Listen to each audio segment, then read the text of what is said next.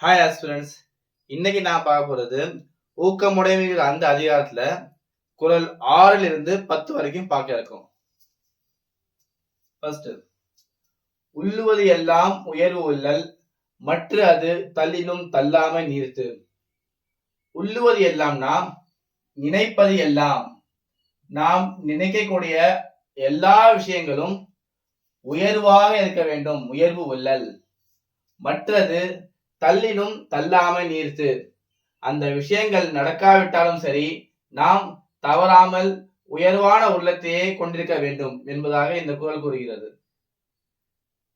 7வது, சிதைவிடத்து ஒல்கார் உறவோர் புதையம்பின் பட்டுப்பாடு ஊன்றும் களிறு.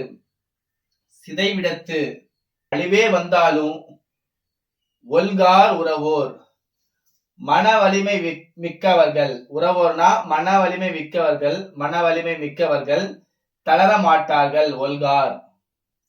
புதை அம்பின் பட்டுப்பாடு ஊன்றும் களிறு, எப்படி இந்த யானை, களிறுனா யானை, யானை எப்படி ஏராளமான அம்புகள் அதனுடைய உடம்பை தாக்கி புண்படுத்தினாலும் உறுதியாக நிற்கின்றதோ, ஊன்றும்னா உறுதியாக நிற்பது. யானை எவ்வாறு ஏராளமான அம்புகள் தாக்கியதற்கு பிறகும் உறுதியாக நிற்கின்றதோ அதே போல அழிவே வந்தாலும் மன வலிமை மிக்கவர்கள் தளர மாட்டார்கள் என்பதாக இந்த குறள் கூறுகிறது. 8வது, உள்ளம் இல்லாதவர் எய்தார் உலகத்து வல்லியம் என்னும் செருக்கு.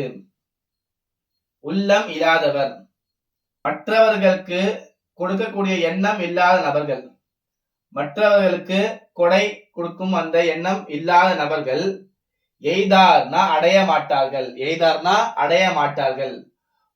உலகத்து வல்லியம் என்னும் செருக்கு, இந்த உலகத்துல நான் மற்றவர்களுக்கு தானம் கொடுக்கும் பெரிய வல்லல் என்று கூறிக்கொள்ளும் அந்த கண்ணியம் அவருக்கு கிடைக்காது. பரியது கூர்கொட்டது ஆயினும் யானை வெறுவும் பொழிதாக்குறேன். பரியது யானை உடல் அளவுல மிக பெரியது, கூர்கொட்டதுன்னா அதனுடைய தந்தம் மிகவும் கூர்மையானதாக இருக்கும். ஆயினும் இருந்தாலும் இந்த யானை இருக்கு இல்லையா, வெறும்னா பயப்படும், அஞ்சும். எதற்கண்டு அஞ்சும்னா புலிதாக்குறின், தன்னை தாக்குகின்ற அந்த புலியை கண்டு அஞ்சும்.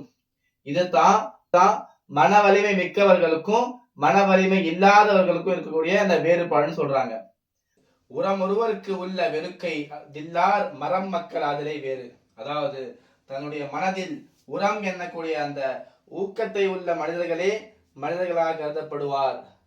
ஒருவேளை அது இல்லாமல் போனால் அந்த மனிதர்கள் மரம் போன்றவர்கள் ஆவார்கள் சொல்றாங்க. அதாவது மரம் மக்கள் ஆதலே வேறு, அவங்களும் மரம் தான். ஆனா இந்த 2 பேருக்கு இருக்கக்கூடிய வித்தியாசம் என்னதுன்னா மக்களுடைய வடிவில் அவங்க இருப்பாங்க. அதுதான் 2 பேருக்கு இருக்கக்கூடிய வேறுபாடுன்னு சொல்றாங்க.